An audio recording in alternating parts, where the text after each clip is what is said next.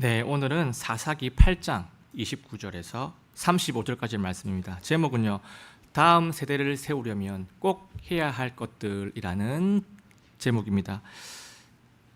우리가 이 세계 역사를 보든 아니면 이 교회 역사를 보든 성경에 나온 역사를 보든 한 시대의 중흥기가 쭉 이어지지 못하는 장면을 우리가 쉽게 보게 됩니다. 솔로몬 왕국도 그렇고요. 과거의 로마 제국도 그랬고 대영 제국도 마찬가지였습니다. 근데 이러한 현상은요, 공동체뿐만 아니라 각 개인의 가문에도 마찬가지일 겁니다. 중흥기가 이게 쭉 이어지지 못하는 거에는요, 여러 가지 이유가 있을 겁니다. 그런데 이 두 가지가 의미 있는 이유가 될 것입니다. 한번 보겠습니다.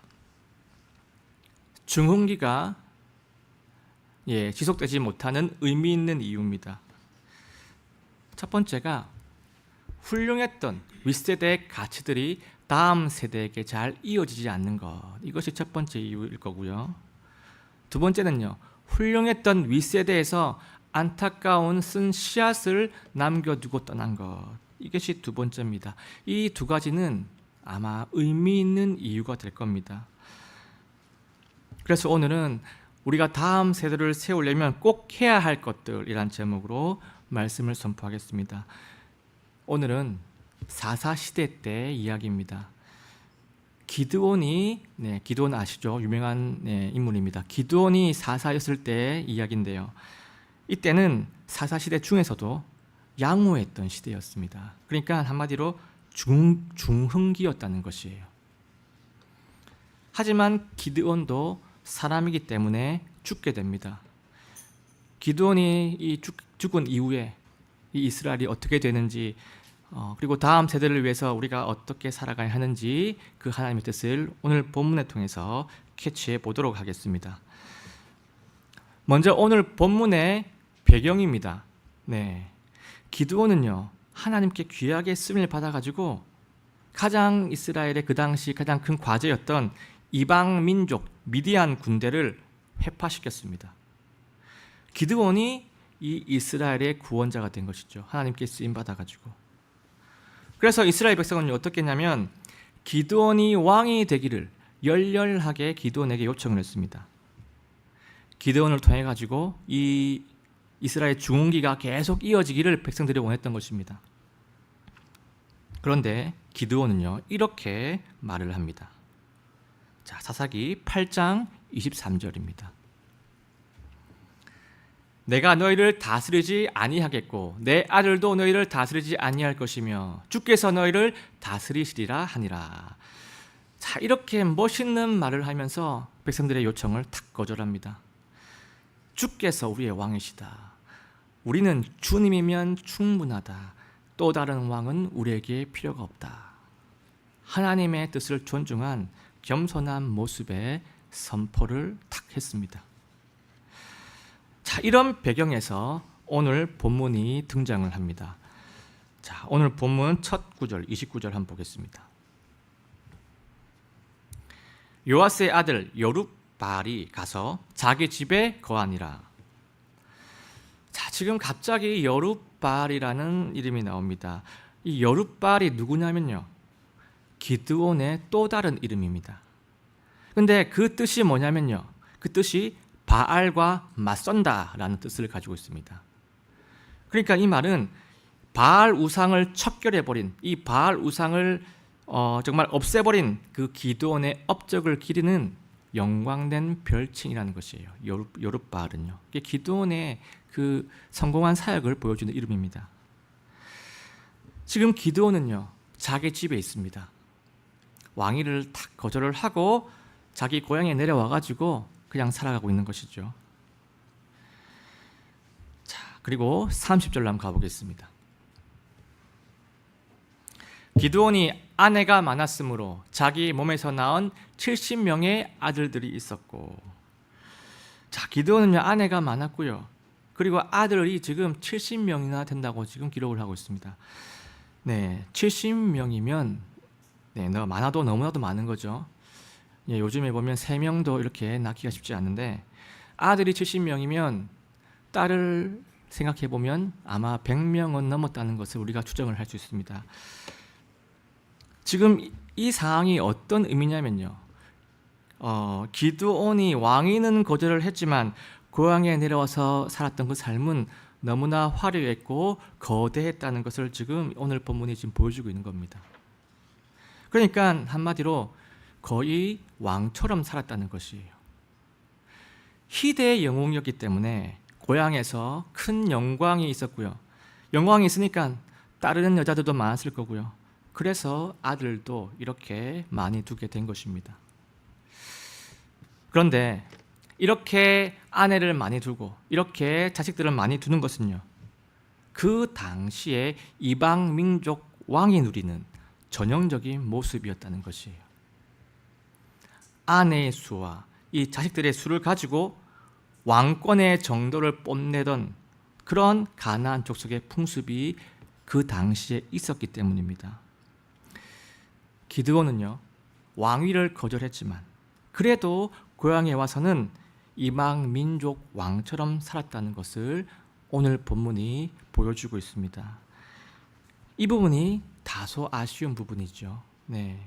이방 민족 풍습을 따랐다는 것이 참으로 안타까운 부분이란 것이에요.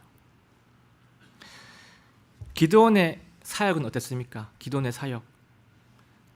정말 그 이스라엘 민족의 가장 문제점이었던 이방신 바알을 섬기는 것을 다 척결해버렸고요. 다 제거를 해버렸습니다. 그리고 이방 민족 이 미디안 족속도 회파시켰습니다. 그런데 사역 이후의 삶은 안타깝게도 다른 모습이었습니다. 31절 한번 가보겠습니다. 세겜에 있는 그의 첩도 그에게 아들을 낳았으므로 그가 그 아들의 이름을 아비멜렉이라 하였더라. 자, 지금 기드온이요, 세겜에 첩을 뒀다라고 지금 기록을 하고 있습니다. 자, 근데 여기서 세겜이 어떤 곳이냐면요, 그 당시 사사시대 때 가나안 우상 숭배의 중심지가 바로 이 세겜이었습니다. 그러니까 이 세겜 여자를 첩으로 뒀다는 것은요, 우상 숭배하는, 우상을 섬기는 여자를 정력으로 품었다는 것을 보여주고 있는 것이에요. 지금 이 30절과 31절은요, 기드온의 변화된 모습을 조금씩 살포시 보여주고 있습니다. 이스라엘을 구했고 하나님께 순종을 했고 하나님께 선택받았던 기드온, 그는 안타깝게도 은퇴 이후의 삶에서 뭔가가 지금 달라져 있습니다. 자, 그리고 본문을 보시면요, 첩에게서 낳은 아들의 이름이 나옵니다. 이름을 보시면 아비멜렉이라고 기록을 하지요. 아비멜렉입니다. 근데 이 아비멜렉의 뜻이 뭐냐면요, 히브리어로 보면 이 아비, 앞쪽에는 아비죠. 아브가 아버지예요. 근데 아비는 이제 전미사 이를 붙여가지고 1인칭 단수 소유격, 그러니까 나의 아버지입니다. 아비는 나의 아버지가 되고요, 멜렉은 왕을 의미하는 거예요. 그러니까 이 아비멜렉이란 뜻은 나의 아버지는 왕이시다라는 뜻이에요. 아들의 이름을 이렇게 지었다는 거예요. 나의 아버지는 왕이시다. 이 대목이 또 의미가 있는 대목입니다. 지금 이 30절과 이 31절은요, 기드온이 변질되었다는 것을 보여주기 위해서 이러한 내용들이 쭉 나열이 되고 있는 겁니다. 누가 나열하십니까? 하나님께서 이렇게 배치를 딱딱딱 시키고 계신 거예요. 기드온은 말과 행동이 달랐습니다. 일부러 거짓말한 것은 아닐 수 있습니다. 말할 그 당시에는요, 진심이었고 말할 그 당시에는 솔직한 마음이었을 수도 있습니다. 왕이 되지 않겠다. 그런데 그 마음을 이어가지를 못했고요, 그 마음을 삶으로 나타내지를 못한 것입니다. 그래서 이 지금까지 나오는 이 오늘 본문의 내용은요, 우리에게 이런 메시지를 던져주고 있습니다. 다음 세대를 세우려면 꼭 해야 하는 것, 첫 번째, 성공한 하나님의 가치를 떨어뜨리는 상반된 행동을 하지 마라. 상반된 삶을 살아가지 마라 라는 것이 오늘 본문의 첫 번째 메시지입니다. 이스라엘이 중흥을 한 이유는요, 이 기드온 시대 때 이스라엘이 중흥한 이유는요, 군사력이 강해가지고 무기가 강해서 전쟁에 능해가지고 부흥한 것이 아닙니다. 앞에 본문을 보시면 아시겠지만, 앞쪽에 장들을 보시면 아시겠지만, 순전히 하나님께서 이기게 하셨고요, 순전히 하나님께서 선수 구원을 해주신 거예요. 다른 이유가 있는 게 아닙니다. 우리 성경은요, 평안한 이 현실 앞에서, 평안한 이 현실 상황 앞에서 대부분 영적인 이유를 딱 성경이 보여주고 있습니다. 그리고 이 현실의 망가짐 앞에서 대부분 영적인 피폐도 항상 성경은 보여주고 있습니다. 이스라엘은요, 지금 이 당시 하나님 외에 모든 우상들을 척결했고요, 그래서 하나님의 은혜로 미디안으로부터 구원을 받았습니다. 하나님의 가치가 최고, 우상 척결, 우상 아웃, 이 영적인 가치를 붙잡은 것이 이스라엘이 중흥했던 하나님의 이유였다는 것이에요. 우리 하나님은요, 우리의 영적인 부분을 민감하게 보시고 그에 따라서 세세하게 하루하루 역사하시는 우리 하나님이세요. 왜냐? 우리의 영적인 부분에 관심이 있기 때문입니다. 우리의 영적인 부분을 최우선으로 보시는 하나님이시기 때문입니다. 그래서 우리는요, 나의 영적인 부분을 늘 살펴볼 필요가 있다는 것이에요. 나의 영적인 상태에 따라서 우리의 현실도 영향을 받는다는 것입니다. 누구에 의해서요? 하나님에 의해서. 하나님의 작용하심에 의해서 우리의 영적인 상태에 따라 우리의 현실도 영향을 받습니다. 기드온은 사역 성공 이후에 안타깝게도 바알을 섬기던 자들과 비슷한 삶을 살아갔기 때문에 기드온이 그 사역할 때 했던 그 귀한 성공한 가치들, 하나님 가치 최고, 우상 척결, 이 가치를 스스로 상쇄시켜 버리고 말았습니다. 기드온의 이 말년을 본 이스라엘 백성들은요, 하나님의 가치가 최고고 하나님이 1등이고 우상은 척결해야 되고 우상은 중범죄이고 라는 이 가치를 목숨 걸고 지켜야 할 가치라고 느껴지지 않았을 겁니다. 기드온의 변질된 삶 때문에 그 하나님의 귀한 가치가 상쇄돼 버리고 말았다는 것입니다. 자, 그런데 여기서 이런 생각이 들 수도 있을 겁니다. 올바른 세대 밑에도 타락한 자손들이 실제로 나오지 않느냐, 나오지 않습니까? 이렇게 반문할 수도 있을 겁니다. 네, 틀린 말 아니죠. 맞는 말입니다. 훌륭한 조상들, 훌륭한 부모님, 훌륭한 선생님 밑에도 타락한 세대가 나올 수가 있지요. 하지만 그렇다고 해도요, 삶으로 일관성 있게 하나님의 가치를 쭉 보여주는 것은요, 그 영향력이 엄청나다는 것은 우리가 결코 부인할 수가 없다는 것이에요. 살아있는 동안에 하나님의 가치에 따라 일관적으로 행동을 하고 하나님의 가치에 따라 일관적인 삶을 살아가는 것은요, 다음 세대가 그것을 인정을 하든 인정을 하지 않든 간에 그 기성세대의 모습은 그들 마음속에 깊이 각인되어 있기 때문입니다. 그들이 지금 이것을 인정하든 인정하지 않든 간에 그 장면이 사진처럼 마음속에 찍혀 있다는 것이에요. 예수님께서 하신 그 십자가의 사역들, 그리고 어제도 베푸셨고 오늘도 베푸시고 계시는 그 하나님의 은혜들을 우리가 보면서 우리가 예수님을 닮아가는 것과 마찬가지 원리라는 것입니다. 그래서 성공한 하나님의 가치를 떨어뜨리는 상반된 행동을 하지 마라, 상반된 삶을 살지 마라 라는 이 메시지가 우리 다음 세대를 위해서 너무나 중요한 부분이 될 수가 있는 것입니다. 자, 그러면 32절로 한번 가보겠습니다. 요아스의 아들 기드온이 매우 나이 많아 죽어서 아비에셀 사람들의 오브라에 있는 그의 아버지 요아스의 돌무덤에 묻히니라.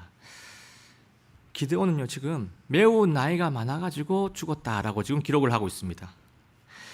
이 표현은요 히브리어 언어로 딱 봤을 때 무슨 의미냐면 큰 병 없이 편안하게 살아가다가 장수를 하다가 죽었다라는 그런 뜻을 나타내는 표현입니다.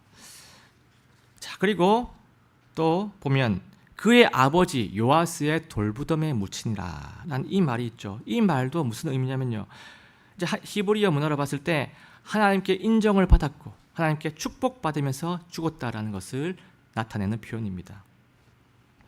기드온은요 그 당대 사사시대에 있는 사사들 중에서 가장 큰 은혜로 가장 크게 성공한 최고의 사역자라는 것은 분명하다는 것이에요. 하나님 입장에서 최고의 사역자로 인정을 받은 겁니다. 그의 죽는 모습을 봤을 때 성경은 그것을 우리에게 말씀해 주고 있습니다. 자, 8장 28절입니다. 이같이 미디안이 이스라엘 자손 앞에 굴복하여 그들이 다시는 자기들의 머리를 들지 못하였으므로 기드온 시대에 40년 동안 그 지역이 평온하였더라. 자, 이 장면이 기드온 사역의 성공의 장면입니다. 이 사사시대 때 하나님께 선택받은 사사들이 분명히 존재했습니다. 입다라고 하든지 아니면 삼손이라든지 분명히 하나님께 선택받은 사사들이 있었습니다. 그런데 그들 시대의 성경 구절을 보면요, 이 평온이라는 단어가 결코 기록이 되어 있지 않습니다. 그러니까 지금 이 기드온 시대 때 이 사역이 얼마나 대단했는지를 보여주는 것입니다. 사사시대 초기 때를 제외하면요, 이 평온이라는 단어가 기록이 되어 있지 않습니다. 사사시대 최고의 중기였다는 것이죠. 자, 그러면 이제 다음 세대로 한번 넘어가 보겠습니다. 다음 세대입니다. 8장 33절. 기드온이 죽음에 곧바로 이스라엘 자손이 다시 돌아서서 바알들을 따라 음행의 길을 가고 바알 벨릿을 자기들의 신으로 삼았으며. 자, 지금 기드온이 죽고 나니까요, 그 자손들이 어떻게 합니까? 또다시 타락의 길을 걸어가고 있습니다. 다시 바알들을 섬기고요, 바알 계통인 바알 벨릿이라는 이 우상을 또다시 섬기고 맙니다. 기드온의 이 영적 유산이 끊겨져 버렸다는 것이에요. 안타까운 상황이죠. 아버지가 사역을 잘하고 어머니가 신앙이 훌륭해도 자손들은 그렇지 못한 경우가 종종 있습니다. 역대기에 나오는 왕들을 보면요, 그러한 경우들이 숱하게 나오죠. 이러한 대부를 보면요, 참으로 안타까운 마음이 듭니다. 그런데 오늘 본문은 이러한 경우가 아니라는 것이에요. 오늘 경우는요, 기드온이 사역은 잘했지만요, 그래서 사역으로 잘 쓰임받아 가지고 하나님의 그 역사를 잘 나타냈지만요, 자손들이 이렇게 될 수 있는 안타까운 요소가 분명히 존재했습니다. 그것은요 바로 이것입니다. 오늘 본문에 그 앞에 있는 구절입니다. 사사기 8장 27절입니다. 기드온이 그것으로 에봇 하나를 만들어 자기 도시 오브라에 두었더니 온 이스라엘이 거기로 가서 그것을 따라 음행의 길을 가므로 그 일이 기드온과 그의 집에 올무가 되니라. 자, 지금 기드온이 에봇을 자기 도시에 두었다라고 기록을 하고 있습니다. 이 에봇은요 제사장만 입는 옷이고요, 제사장이 하나님께 나아가고 하나님의 뜻을 물을 때 착용하는 그런 거룩한 옷입니다. 그림을 한번 보겠습니다. 이런 그림이죠. 에봇은 대제사장이 입는 옷이에요. 그래서 이 에봇이 뭐냐면 이 맨 바깥에 나와 있는 앞치마 같은 이게 에봇이고요. 에봇에 흉패도 붙어 있고 견대도 붙어 있고 그렇습니다. 그래서 이 옷을 입고 하나님께 나가고 하나님의 뜻을 묻기도 합니다. 그래서 이 옷은요, 성소에서만 사용되는 거룩한 옷이에요. 이 당시에 성소가 어디에 있었습니까? 이 당시에는 성소가 실로라는 곳에 있었습니다. 그런데 이 제사장이 아닌 이 기드온이 본인이 에봇을 만들었고요. 본인이 만든 에봇을 자기 도시에 그냥 두었다라고 지금 성경 기록을 합니다. 그러니까 이 자기의 권한을 완전히 넘어선 것이죠. 근데 이것이 뭐가 문제가 되냐면요, 실로에 모여야 하는 백성들이, 그러니까 성소에 모여서 하나님께 나아가야 하는 백성들이 성소에 가지를 않고 기드온의 도시로 모였다는 것이에요. 가깝기도 하고. 근데 이 말은 이 에봇이 하나님의 임재 자체인 것처럼 우상이 되어버렸다는 그런 뜻입니다. 사람이라는 존재는요, 눈에 보이는 성물이 있으면 그 성물을 하나님처럼 붙잡아 버리는 그러한 죄성을 가지고 있습니다. 예를 들면 이런 것이죠. 만약에 지금 성경 원본이 발견된다면요, 어떤 일이 발생을 할까요? 상상을 해보면 그 장면이 그리 밝지가 않습니다. 그 성경 원본이 우상이 돼가지고 하나님의 존재 자체인 것처럼 많은 사람들에게 추앙받게 될, 숭배받게 될 가능성이 매우 농후합니다. 여러분, 성경을 정말로 중시하는 하나님께서 그 귀한 원본을 지금까지 감추어 두신 이유가 과연 무엇일까요? 우리 인간의 죄성을 너무나도 잘 알고 계시기 때문입니다. 예수님의 모형이었던 노뱀도 구원자 하나님을 잘 기억하게 하기 위해서 탁 남겨뒀는데, 그래서 잘 보존시켰는데 어떻게 되었습니까? 예수님의 모형이었던 노뱀도 이 인간의 죄성 때문에 노뱀을 우상화시켜 버리고 맙니다. 그래서 히스기야 왕이 어떻게 합니까? 노뱀을 부셔버려 가지고 개혁을 했고요. 그래서 하나님에 대한 순수한 신앙이 회복을 하게 됩니다. 하나님의 말씀인 이 성경 원문도요, 사람들 눈앞에 딱 있으면요, 어쩌면 지구상에 존재하는 모든 우상들 중에서 가장 으뜸인 우상이 돼 버릴지도 모릅니다. 그 성물 자체가 문제가 아니라는 것이에요. 그 성물 자체가 문제가 아니고요, 우리의 인간의 죄성이 문제라는 것입니다. 기드온이 만든 이 에봇도요, 이러한 식으로 우상화가 돼버린 것입니다. 기드온의 욕심과 기드온의 권한 남용 때문에 우상의 성체가 이스라엘 앞에 딱 세워져 버리고 말았습니다. 참으로 아쉬운 장면입니다. 자, 그리고 사사기 8장 34절입니다. 또 이스라엘 자손이 사방에 있는 자기들의 모든 원수를 손에서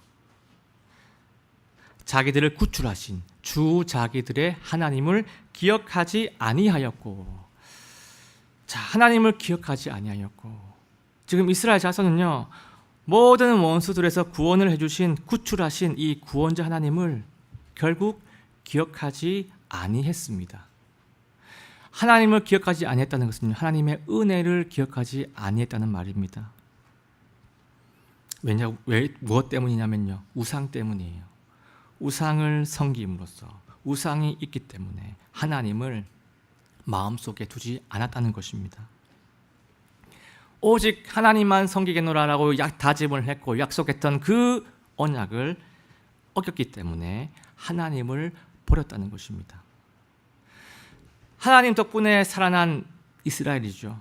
하나님 덕분에 구원받은 이스라엘 자손들인데 왜 살아있는지도 지금은 알지 못하고, 내가 왜 살아있지 그것도 알지 못하고, 그 은혜를 기억하지 못하고 원수들이 섬기던 그 우상의 세계로 스스로 들어가 버리고 맙니다.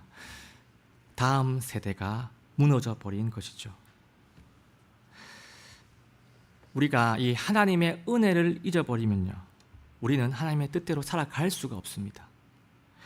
은혜를 기억하지 못하고 지금 받고 있는 이 은혜를 알지 못하면요, 우리는 나 스스로 하나님 뜻대로 살아갈 수 있는 그러한 정도의 신실함이 우리 안에 없다는 것이에요. 하나님의 은혜는요, 우리가 늘 기억을 해야 하고요, 지금 받고 있는 그 은혜도 알고 있어야지 우리는 하나님을 붙든다는 것입니다. 은혜 덕분에 내가 주님을 붙잡고 있는 것이고, 은혜 덕분에 내가 하나님 곁에 머물 수 있다는 것입니다. 그래서 오늘 본문이 보여주고 있는 두 번째 메시지는요, 바로 이것입니다. 다음 세대를 세우려면 꼭 해야 하는 것, 하나님의 은혜를 기억시키기 위해 최선을 다하라, 이것입니다. 하나님의 은혜를 기억시키는 것이 중요하다는 것이에요. 다음 세대에게 하나님의 은혜를 기억하지 못하면요, 다음 세대는 결코 하나님의 길 위에 서 있을 수가 없기 때문입니다. 자, 그러면 이 하나님의 은혜를 기억하게 하려면 과연 어떠한 것들이 이루어져야 할까요? 기억력이 좋아지는 오메가3를 먹이고, 그리고 은행잎 추출물을 매일매일 먹이면 기억하게 할 수 있습니까? 아니겠죠. 은혜를 기억하게 하는 가장 확실한 방법은요, 바로 말씀 묵상밖에 없습니다. 교회이든 가정이든 기성세대가 다음 세대에게 심겨줘야 할 생명의 루틴은요, 바로 주기적으로 하나님 말씀을 묵상하는 루틴이라는 것이에요. 이것이 생명의 루틴이고요, 이것이 축복이 흘러가게 하는 루틴이라는 것입니다. 말씀을 통해서 하나님을 이해하고, 말씀을 통해서 하나님이 하시는 그 역사들을 기억을 하게 하고, 오늘의 말씀이 오늘을 살아가는 나에게 역사하시는 그 하나님의 그 은혜를 오늘 하나하나 경험을 하게 하는 것, 그것이 은혜를 기억하게 하는 가장 직접적이고 가장 근본적인 방법이라는 것입니다. 주의 말씀을 붙드는 자는요, 늘 하나님의 다스림 안에 머물 수가 있다는 것이에요. 이 습관만 잘 전수해도요, 나중에 이 세상이 어떻게 되고, 우리나라가 어떻게 되고, 차별금지법이 통과가 되고, 나중에 직업이 있던 직업이 없어지고, 뭔가 어떻게 된다 하더라도요, 매일매일 주의 말씀을 붙드는 우리 자손은 솔직히 큰 걱정이 없습니다. 감옥에 있던 이 바울과 함께 하셨던 그 하나님께서 우리 다음 세대들을 붙들어 주시기 때문입니다. 이 세상의 안타까운 현실이요, 하나님 다스림 안에 머물러 있는 자들을 무너뜨릴 수가 없기 때문입니다.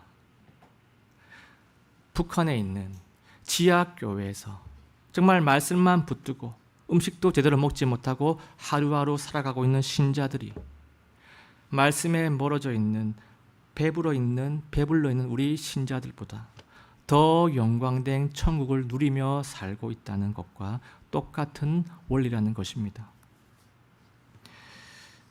그래서 우리의 다음 세대가 하나님의 그 은혜를 늘 누릴 수 있도록 하루하루 그 말씀을 의지하는 이 귀한 습관을 우리가 꼭 심겨줘야 한다는 것이 오늘 본문의 두 번째 말씀입니다. 하나님의 은혜를 기억시키기 위해서 최선을 다하라, 이것이 두 번째입니다. 자, 그리고 이제 8장 35절입니다. 기드온이라 하는 여룻바알이 이스라엘에게 베푼 모든 선한 일에 따라 그의 집에 친절을 베풀지도 아니하였더라. 자, 지금 이스라엘 자손들은요, 기드온이 죽고 나니까 어떻게 합니까? 기드온 가문에게 어떠한 친절도 베푸지를 않습니다. 기드온의 순종 덕분에 하나님께 구원을 받아가지고 이 40년 동안 유례 없이, 사사시대 때 유례 없이 이 40년 동안이나 평화를 누렸는데도 그 은혜를 외면해버리고 말았다는 것이에요. 이스라엘 백성은요, 불과 얼마 전까지만 해도 기드온한테 왕이 되어달라고 부탁하면 매달렸던 자들입니다. 그런데 지금은 아무렇지도 않게 무시해버리고 말지요. 이 부분은요, 이스라엘 다음 세대가 얼마나 망가졌는지 보여주는 단적인 예입니다. 하나님의 은혜를 기억하지 못하는데 어떻게 이 사람에 대한 은혜를 기억을 하겠습니까? 이 대목도 하나님의 은혜를 기억하지 못하는 데서 기인하는 영적 몰락의 한 측면일 뿐입니다. 우리는 오늘 기드온이 다스렸던 그 사사시대의 이야기를 살펴봤습니다. 기드온이 있을 때는요, 40년 동안이나 평온했고요, 중흥기였고 부흥했습니다. 그런데 기드온이 죽자마자 몰락하는 장면을 우리가 목도했습니다. 기드온은요, 잘한 것이 너무나도 많은 성공한 사역자였지만 죄의 씨앗도 남기고 간 미약한 한 인간이었습니다. 이방 왕처럼 살아간 것도 그렇고요, 에봇을 자기 도시에 딱 만들어 가지고 세워둔 것도 그렇고요, 부족한 부분들이 분명히 존재했습니다. 그런데 우리도 마찬가지죠. 우리도 한 인간이기 때문에 이 부족한 부분들이 반드시 존재합니다. 우리 안에 부족한 부분들이 많이 있습니다. 근데 기드온도 그렇고 우리 자신도 그렇고요, 다음 세대에게 이 죄의 씨앗을 남기지 않는 방법은요, 오직 이것밖에 없습니다. 매 순간순간 나를 돌아보는 것, 매일매일 하나님 앞에 무릎을 꿇는 것. 하나님 앞에 매일매일 무릎을 꿇는 그 무릎은요, 패배의 무릎이 아니고요, 실패의 무릎이 아니고, 절망의 무릎이 아니고요, 소상의 무릎이고, 회복의 무릎이고, 소망의 무릎이고, 일어서게 하는 승리의 무릎이라는 것입니다. 우리가 나 자신을 늘 하나님 앞에 비춰보기를 원합니다. 우리 자신을 하나님 앞에 딱 비추는 방법은요, 눈을 다 감고 명상을 하고 내 마음을 수양하는 방법이 아니고요, 늘 말씀으로 나를 비추고 늘 기도로 성령님의 인도하심을 받는 것이 나를 돌아보는 하나님의 방법입니다. 우리가 나 자신을 위해서, 그리고 우리의 다음 세대를 위해서 말씀과 기도로 매일매일 소생하는 것을 루틴화하기를 원합니다. 늘 말씀을 붙들고 늘 기도로 하나님과 교제를 하면요, 내 안에 계신 성령께서 나 안에 성령께서 가득 차 주셔가지고 회개의 영을 부어주시고 고백을 하게 하셔서 성령으로 우리를 온전하게 세워주실 것입니다.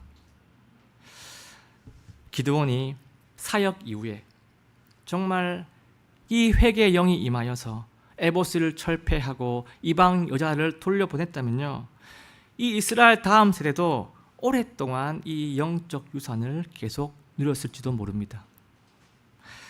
그래서 이 오늘 본문의 마지막 메시지는요, 이것입니다. 다음 세대를 세우려면 꼭 해야 하는 것 세 번째, 늘 자신의 모습을 살피고 회개의 영으로 늘 회복하자. 이것이 오늘 본문의 마지막 메시지입니다. 늘 회개하고 늘 회복을 해야지, 그래야 내가 알지 못하는 그 죄의 씨앗을 내가 하나님을 통해서 발견하고요, 그 나의 죄의 씨앗이 다음 세대로 가지 않기 때문입니다. 오늘 하나님 앞에 모인 우리 모두가 오늘 주신 하나님 말씀을 마음으로 아멘 하셔가지고 지금 우리가 은혜로 누리고 있는 산 소망과 영적 유산을 다음 세대에 남기고 우리가 하나님께 갈 수 있도록 예수님의 이름으로 간절하게 소원합니다.